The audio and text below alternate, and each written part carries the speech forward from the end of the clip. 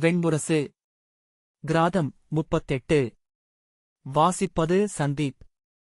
பிரம்மகபாலத்தின் மலைக்குகைக்குள் மழைக்காற்று தழல் கெட்டு கனல் கொண்டிருந்த எரிகுளத்தில் இருந்து பொறியழ வீசியது. செவ்வழியில் குகைச்சுவர்கள் தசைப்படலமென சுருங்கி விரிந்து அதிர்ந்தன. செங்கனல் தொழியே கைப்பொத்திப் பற்றி விரல் இடுக்குகளில் குருதியென அனல் வழிய வாயில் சேர்த்து முகம் குனித்து ஆழ இழுத்தார் பிச்சாண்டவர். நெஞ்சு நிறைத்த புகையை உடலெங்கும் பரவவிட்டு மேலும் மேலுமென உடல் குறுக்கி ஒடுங்கினார்.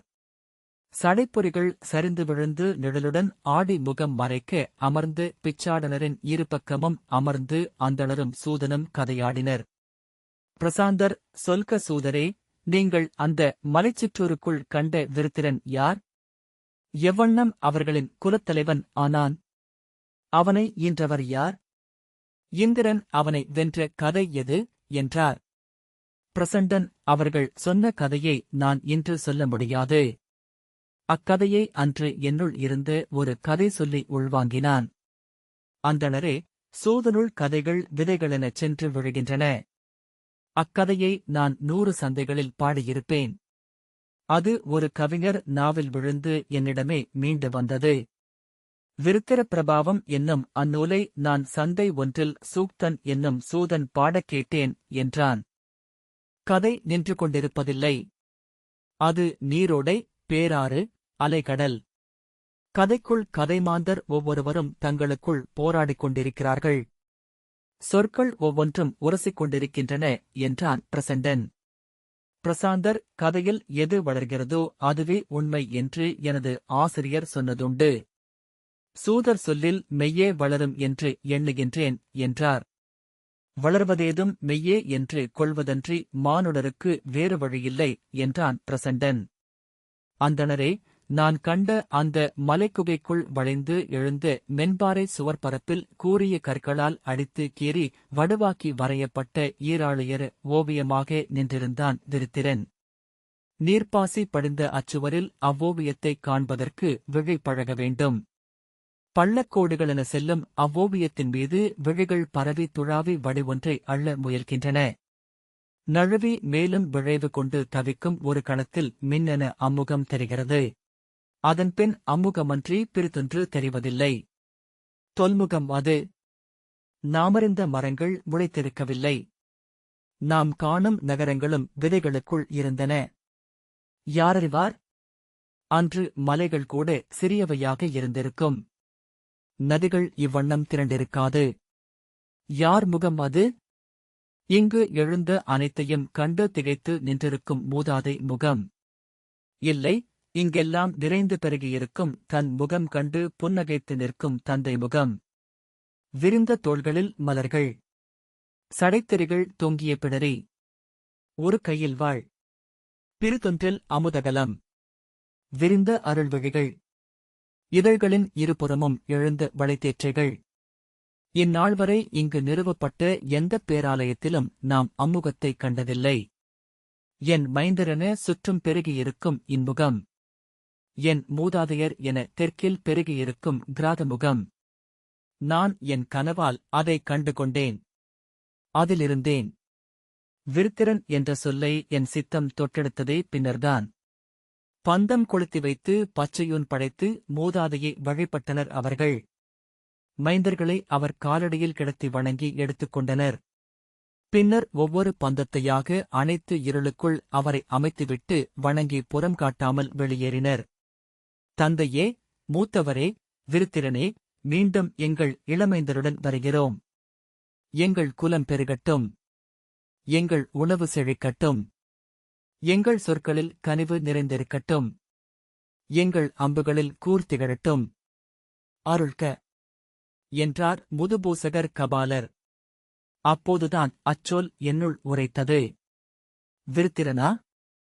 தொல்கதைகள் சொல்லும் அசுரர் தலைவனா? திரும்பும்போது கேட்டேன், என்ன சொன்னீர்? விருத்திரனா? கபாலர், ஆம், எங்கள் குலம் அவரால்தான் விருத்திர குலம் என்று அழைக்கப்படுகிறது என்றார். என்னுள் அலையென வந்தெடுத்து பல நூறு கதைகளிலிருந்து நான் விடுபட நெடுநேரமாகியது.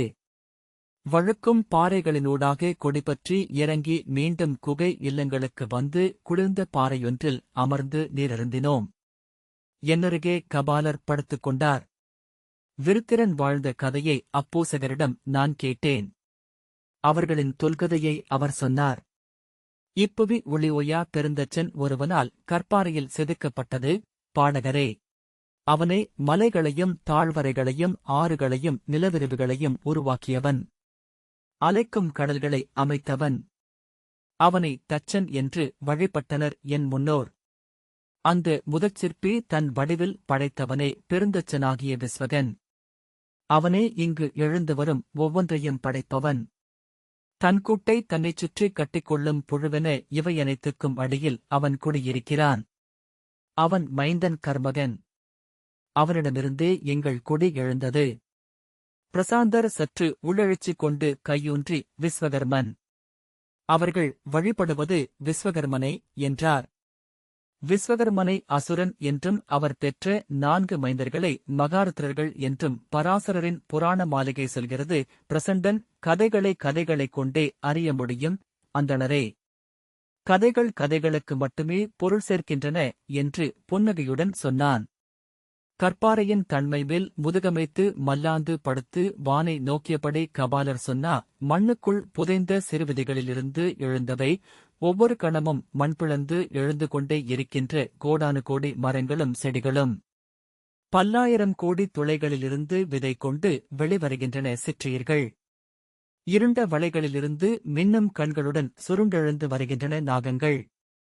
நாம் நின்றிருக்கும் இம்மண்ணுக்கு அடியில் அனைத்தையும் முளைத்தெழச் செய்யும் பெரும்பரப்பு ஒன்றுள்ளது. முதலில் உள்ளது சமூலம். அதை விதைகளினாலான உலகம் என்றனர் என் முன்னோர். அவ்வுலகுக்கு அடியில் சிற்றியர் முட்டைகள் செழித்த ஆழலகொன்று உள்ளது. அதை தாதம் என்றனர். அதற்கும் அடியில் உள்ளது பெருநாகங்கள் பின்னிய பெரிதொரு உலகு. அதை ஜாதம் என்றனர். பாடகரே, அதற்கும் அடியில் உள்ளது இப்பெரும்பாறைகளுக்கும் மலைகளுக்கும் ஆணிவேரென்றான ஓர் உலகம். அதன் பெயர் பீஜம். அவ்வுலகுக்கும் அடியில் உள்ள ரேதம் என்னும் உலகில் வாழ்கிறார்கள் மண்மறைந்த நம் மூதாதையர். அவர்கள் சென்றடைவது முதுதாதை ஒருவனின் மடியை. அனலுருவ உடல் கொண்ட அவனை விஸ்வகன் என்கின்றனர். அவ்வுலகு ரேதம். அவன் மண்வெறிவின் ஆழத்தை முழுக்க நிரப்பும் பேரிடலன். அவன் அருகே அவனுடன் நிகரென உடல் பின்னிப் படுத்திருக்கிறாள் மூதன்னையாகிய ஜலை. நீரே உடலென்றானவள். அவர்களுக்கு அடியில் இருப்பது அனலம். தீயும் நீரும் ஒன்றென அலையடிக்கும் முடிவிலி அது. அதன் மேற்பரப்பே அன்னையும் தாதையும் கொண்ட மஞ்சம். முதலன்னையும் முதுதந்தையும் பிரிக்க முடியாத உடலிணைவில் என்றுமுள்ளனர். அவர்கள் பிரியாமலிருப்பதனால் அடியிலுள்ள அனல் வேலியிடப்பட்டிருக்கிறது. அவர்களின் தழுவலில் ஒரு கணம் நெகிழ்வு விழுந்தால் அனல் பொங்கி எழுந்து உலகை மூடும். அன்னை தன் விரிந்த அல்குலால் தந்தையின் எழுந்த குறியை தழுவி இணைந்திருக்கிறாள். அவன் உடலில் இருந்து விதைப்பெருக்கு நீள்கொடியினூடாக சாறு என அவள் வயிற்றுக்குள் சென்று குருதியில் கலந்து கொண்டே இருக்கிறது. அவள் உடலின் வியர்வைத் துளைகள் அனைத்தும் கருவாய்களென திறக்க அவற்றிலிருந்து தெய்வங்களும் தந்தையரும் அன்னையரும் எழுந்து கொண்டே இருக்கிறார்கள். பாடகரே, அறிக. ஒவ்வொரு கணமும் 1000 கோடி தெய்வங்கள் அவளிடமிருந்து மண்ணுக்கு எழுந்து வருகின்றன. அவற்றின் வடிவங்களும் முடிவற்றவை. ஈ என எறும்பென கொசுவென குளவியென பாம்பென பல்லியென மானென குரங்கென களிரென சிம்மமென தெய்வங்கள் பெருகிக் கொண்டிருக்கின்றன. அன்னை வாயிலிருந்து பிறந்த பெரும் குமிழி ஒன்று மேலெழுந்து வந்தது. மண்ணில் காலூன்றி தோள் பெருத்த தந்தை என எழுந்ததும் அவன் குனிந்து ஆழத்தை நோக்கி தன் அன்னையிடம் கேட்டான், அன்னையே, நான் செய்ய வேண்டியதென்? நீ தச்சன். உன் கைகளில் இருந்து பிறிதொரு உலகு முளைப்பதாக என்று அன்னை சொன்னாள். அவனுக்கு கர்மகன் என்று பெயரிட்டான் தந்தை. கர்மகன் நிலத்தை வயல்களென்றாக்கினான். ஆறுகளை ஏரிகளாக்கினான். குகைகளை இல்லங்களாக மாற்றினான். கால்தடங்களை சாலைகளாக்கினான். எரியை அடுப்பிலும் நீரை கலத்திலும் நிற்கும்படி செய்தான். கல்லை தெய்வமாக்கினான். அவன் கைகள் பெருகிக் கொண்டிருந்தன. துயிலிலும் அவன் கைகள் பணியாற்றிக் கொண்டிருந்தன. 4 பக்கமும் 18 கைகள் எழுந்ததும் அவனால் படுத்துறங்க முடியாமலாகியது. தன் கைகளை பகிர்ந்தளிக்கும் பொருட்டு அவன் மைந்தர்களைப் பெற எண்ணினான். தனக்குரிய துணைவியைத் தேடி அவன் காட்டுக்குள் சென்று கொண்டிருக்கையில் யா என்னும் காட்டு மகளைக் கண்டான். அவள் உடலில் 100 பேற்றுவாய்கள் விரிந்திருந்தன. இவளே என்று முடிவு செய்து அவளை அணுகி, நீ மைந்தரால் நிறைவாய் என்றான். முதல் தச்சனுக்கு யா என்னும் அன்னையில் 1008 மைந்தர் பிறந்தனர். அவர்களில் முதல்வர் 4. முதல் மைந்தன் 4 கைகளில் ஒளியும் கூடமும் முழக்கோலும் சரடும் கொண்டு பிறந்தான். தந்தையே, நான் யார் என்றான். அஜேகபாத் என்று நீ அறியப்படுவாய். நீ கற்சிற்பி. பாறைகள் உன் கைக்கு நெகிழும் என்றான் தந்தை. 4 கைகளுடன் ஒளியும் கூடமும் துருத்தியும் அனலுதியும் கொண்டு எழுந்தான் இரண்டாமவன். தந்தையே, நான் செய்ய வேண்டியதென் என்றான். நீ கொல்லன். உன்னை அஹிர்புத்தியன் என்பர். நீ படைக்கலங்களை இயற்றுக என்றான் தந்தை. மூன்றாமவன் வணங்கி நின்றான். அவன் கைகளில் துலாவும் ஊதுகுழாயும் கிடுக்கியும் சிற்றுளியும் இருந்தன. நீ துவஷ்டா. உன் கனவுகளை பொன்னில் எழுப்புக என்றான் தந்தை. இறுதியாக 4 கைகளும் அனலென உருகிப் பறக்க வந்த மைந்தனிடம், நீருத்ரன். அனலை உன் ஊடகம். வேள்விக் குளங்களை அமைத்து கணமொரு சிற்பமென சமைப்பாயாக என்றான் கர்மகன். பாடகரே, 4 தச்சர்களால் உருவானவை மண்ணில் எழுந்ததே மானுடம் கொண்ட செல்வங்கள் அனைத்தும். அவர்கள் கோட்டை சூழ் நகரங்களை செய்தார்கள். கொடியன சாலைகள் நெளிந்தன அங்கு. கூரை கவிழ்ந்த மாடங்கள் அமைந்தன. பொற்சூடிய அரண்மனைகள் எழுந்தன. முட்களும் உகிர்களும் அலகுகளும் படைக்கலங்களாக மாறின. 4 திசைகளையும் 4 ஆண்டனர். கிழக்கே போர்த்தச்சன் துவஷ்டா நின்றான். மேற்கே இரும்புத்தச்சன் அஹிர்புத்தியன் இருந்தான். வடக்கை ஆண்டவன் கல்தச்சனாகிய அஜேகபாத். மூதாதையர் இருந்தனையும் தெற்கில் வாழ்ந்தான் ருத்ரன். பிரதேகம் என்னும் சிற்றூரில் ஒரு சந்தையில் நான் நின்றிருக்கையில் அங்கு இளம்சூதன் ஒருவன் பாடிய பாடலைக் கேட்டு வியந்து அருகணைந்தேன் என்றான் பிரசண்டன். அவன் என் சொற்களை என்னிடம் சொல்லிக் கொண்டிருந்தான். சென்று நின்று செவி கொடுத்த போது கேட்டேன், அவை என் சொற்களல்ல, என் சொற்கள் 100 முளைத்து காவியமாகிவிட்டிருந்தன. குப்த சந்திரசூடர் என்னும் கவிஞர் யாத்து விருத்திர பிரபாவம் என்னும் அந்நூலை அன்றுதான் நான் முதல் முறையாகக் கேட்டேன். 12 பாதங்களிலாக 120 பாடல்கள் கொண்டது அது. விருத்திராசுரனின் மும்மூதாதையரின் கதையிலிருந்து தொடங்கி அவன் விண்மேவியது வரை பாடியது. அதை விழுமின்ன கேட்டுக் கொண்டிருந்தவர்கள் அனைவரும் தொல்குடி அசுரர் என்று கண்டேன். அவர்கள் அதற்கு தங்கள் மடிச்சீலையில் எஞ்சும் நாணயங்களைக் கூட கொடுப்பார்கள். எனவே அக்கதை ஒருபோதும் அழியாதென்று தெளிந்தேன். அன்று பாடிக்கொண்டிருந்தவன் பெயர் குணதன். அவனை அன்றிரவு அந்தியில் ஊருக்கு வெளியே ஆற்றங்கரையிலிருந்த விடுதியில் சந்தித்தேன். அக்காவியத்தை எனக்காக முழுமையாகப் பாடும்படி சொல்லி நினைவில் நிறுத்திக் கொண்டேன். அன்றிரவு முழுநிலவு.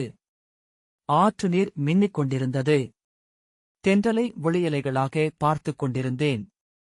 முழுநிலவின் ஒளியில் தன் மைந்தரின் படைப்புலகை நோக்கி உவகை மயக்கில் இருந்த கர்மகனின் தோற்றத்தை அவன் பாடினான் என்றான் பிரசண்டன்.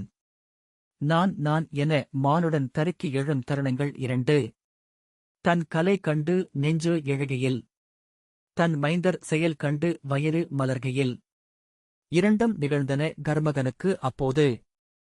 4 கைகளையும் விரித்து 4 மைந்தரையும் நெஞ்சோடணைத்து விழிநனைந்தான். விம்மி விம்மி எழும் உள்ளத்தால் நிலை கொள்ளாது தவித்தான். உச்சகணங்களை நிற்க இடமில்லாது ஊசிக்கூர்களாகப் படைத்த தெய்வங்கள் மானுடனுடன் விளையாடுகின்றன என்று குணதன் பாடினான். ஒளியலைகளாக தன்னைச் சூழ்ந்த தெய்வங்களை நோக்கி கர்மகன் கேட்டான், தெய்வங்களே சொல்க, இப்புவியில் நிகரற்றவன் யார்? தெய்வங்கள் அமைதி கொண்டிருந்தன. சொல்க, யார் என்று அவன் கூவினான். தெய்வங்களின் ஒலி எழாதிருக்கவே காண்பீர்கள். மாற்றுச் சொல் இல்லாது நீங்களே ஏற்பீர்கள் என்றான். பெருந்தச்சனாகிய கர்மகன் தன் மைந்தரிடம், உங்களில் முதல்வர் எவர் என்றறிய விழைகிறேன். மைந்தர்களே, உங்களால் இயன்ற உச்சங்களை சமைத்து அழியுங்கள் என்றான். ஆணை என்று 4 மைந்தரும் அவனைப் பணிந்தனர். அருக, அவை தெய்வங்கள் அஞ்சும் முழுமை கொண்டிருக்க வேண்டும். அம்முழுமைக்கு மேல் ஒன்று எண்ணற்கும் அரிதாக இருக்க வேண்டும் மைந்தர் அவ்வாறே என்றனர். படிப்படியாக வெல்வது மானுடர் வழக்கம். தன்னை எரித்து பெருகி எழுவதே ஆசுரம். அவ்வழியே உங்களுக்கு என்றான் கர்மகன். மைந்தர் ஆணை பெற்று கிளம்பினர். கர்தச்சனாகிய அஜய்கபாத் ஒரு யானை வடிவம் கொண்டு துதிக்கை தூக்கிப் பிளிறியபடி காட்டுக்குள் புகுந்தான். அவனுடைய பிளிரல் கேட்டு 18,000 காட்டு யானைகள் துதிசுழற்றி சின்னம் விழித்து அவனைப் பணிந்தன.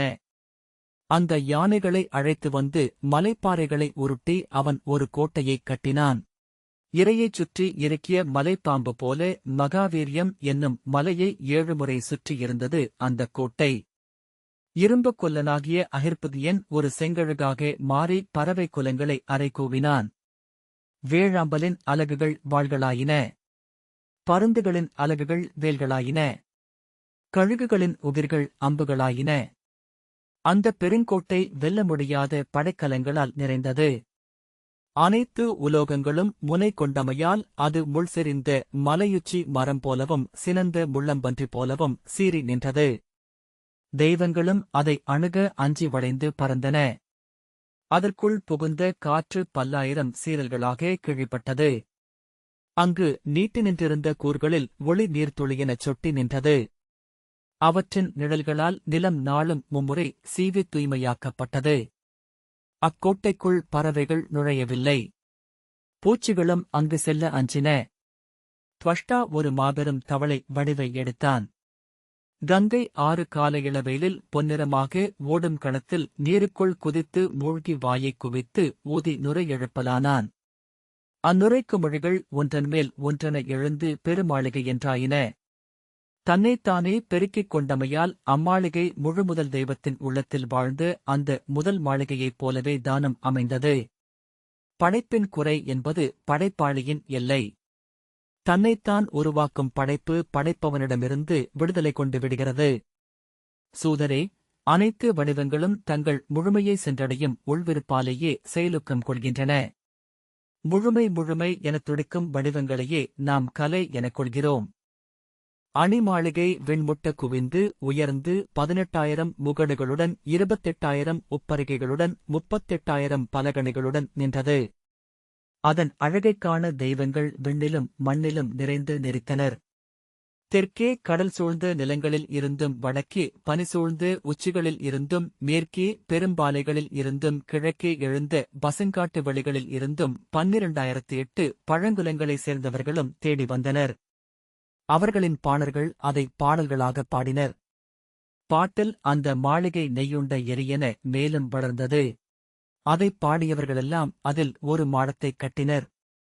அதைக் கேட்டவர்களெல்லாம் ஓர் உப்பரிகையை இணைத்தனர். நினைவு கூர்ந்தவர்களெல்லாம் ஒரு பலகணியைத் திறந்தனர். பெருகிப் பெருகிச் சென்ற மாளிகை விண்முகில்கள் நடுவே பொன்னிற ஒளியுடன் எழுந்து நின்றது.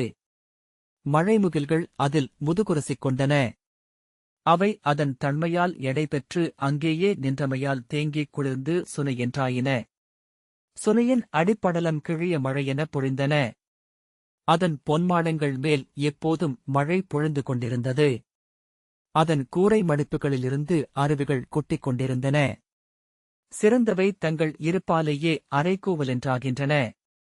விண்ணுலாவியாகிய நாரதர் ஒருநாள் முகில்களினூடாகச் செல்லும்போது கூட்டம் கூட்டமாக அசுர தெய்வங்கள் செல்வதைக் கண்டார். எங்கு செல்கிறீர்கள், தெய்வங்களே? உங்களை ஆளும் பெருந்தெய்வமொன்று மீண்டும் எழுந்துள்ளதா என்றார். ஆம், அத்தெய்வத்தின் மாளிகை எழுந்துள்ளது அங்கே என்றார்கள் அவர்கள். அவர் மேலும் செல்லும்போது கந்தர்வர்கள் ஒளிரும் மணிமுடிகளும் வெண்சிறகுகளுமாக வண்ணத்துப் பூச்சிகளின் பெருக்கென சென்று கொண்டிருப்பதைக் கண்டார். எங்கு செல்கிறீர்கள், கந்தர்வர்களே என்றார். பேரழகு எங்களை ஈர்க்கிறது. பிறிதெங்கும் நிலைக்க முடியவில்லை என்றனர். மேலும் செல்லும்போது கிண்ணறர்கள் செல்வதைக் கண்டார். அழகிய பொருட்களில் இசை நிறைந்துள்ளது, நாரதரே என்றனர். மேலும் சென்றபோது வித்யாதரர்களைக் கண்டார். மெய்மை என்பது முழுமை. முழுமையே அழகென விழிகளால் அறியப்படுகிறது என்றனர். இறுதியாக அவர் தேவர்களைக் கண்டார். அவர்கள் பித்தெழுந்த விழிகளுடன் விண்ணில் ஒளிக்கீற்றுகளாக வழிந்து சென்று கொண்டிருந்தனர். எங்கு செல்கிறீர்கள் தேவர்களே என்றார். நாங்கள் வெற்றியை நாடுபவர்கள். உடல்மேல் உள்ளம் கொண்ட வெற்றியே ஆற்றல். பொருள்மேல் ஆற்றல் கொண்ட வெற்றியே செல்வம். செல்வத்தின்மேல் கனவு கொண்ட வெற்றியே அழகு. அழகின்மேல் மானுடன் கொள்ளும் வெற்றியே கலை. முழுமை கொண்ட கலை மெய்மையின் பருவடிவு. மெய்மையே மானுடனை தெய்வமாக்குகிறது. அதை ஒருவன் அடைந்துள்ளான். அவனைக் காணச் செல்கிறோம் என்றனர். நாரதர் அமராவதிக்குச் சென்று அங்கே வைஜெயந்தத்தில் இந்திராணியுடன் அமர்ந்திருந்த இந்திரனைப் பார்த்தார். அவனைச் சூழ்ந்திருந்தன முழுமை கொண்டவை அனைத்தும். நீர்மலர்களில் தாமரை, கிளைமலர்களில் பாரிஜாதம், கொடிமலர்களில் முல்லை, பரப்பனவற்றில் செங்கழுகு, தவழ்வனவற்றில் அன்னம், பாடுவனவற்றில் குயில், பேசுவனவற்றில் பசுங்கிளி, ஆடுவனவற்றில் மயில், தாவுவனவற்றில் புள்ளிமான், தயங்குவனவற்றில் வரிப்புலி, முக்கனிகள் காய்த்த மரங்கள், முலைகனிந்த காமதேனு, நிழல் விரித்த கல்பமரம், துதிக்கை அசைத்தபடி ஐராவதம். வணங்கி அருகமர்ந்த நாரதர் முழுமையை தோற்கடிப்பது தெய்வங்களின் ஆடல் போலும் என்று பெருமூச்சுடன் சொன்னார். இந்திரன் வினாவிழுந்து புருவங்களுடன் நோக்க, தெய்வங்கள் அழகிலும் சிறப்பிலும் முழுமையை அடைந்ததுமே நிறைவின்மை கொள்கின்றன. ஏனென்றால் முழுமைக்கு அப்பால் நின்றிருப்பவை அவை. மேலும் ஒரு முழுமையை அவை படைக்கின்றன. முந்தைய முழுமையை குறையென ஆக்கி விளையாடுகின்றன என்றார். அவரை நன்குணர்ந்திருந்த அவன் அவர் சொல்ல வருவதை உய்த்தறிந்தான். சொல்க, இங்கு நீங்கள் கண்ட குறை என்ன என்றான் இந்திரன். நான் காணவில்லை. இங்குள்ள தேவர்கள் காண்கிறார்கள் போலும். மண்ணில் அசுரசிற்பியின் மைந்தர் 4 அமைத்து மகாவீரியம் என்னும் பெருநகர் அனைத்திலும் முழுமை கொண்டிருக்கிறதென்கிறார்கள். பெருஞ்சிற்பியின் 4 மைந்தர்களான ருத்ரர்களில் துவஷ்டா அமைத்து மணிமாளிகை விண்முகில்களையே ஆடையென அணிந்து நின்றிருக்கிறது. அங்கு சென்று சூழ்ந்திருக்கின்றன அவர்களின் தெய்வங்கள். உடன் நம் தேவர்களும் நெருக்கியடிக்கிறார்கள். இங்கு வரும்போது பார்த்தேன், இலையுதிர்காலத்து பொன்னிறச்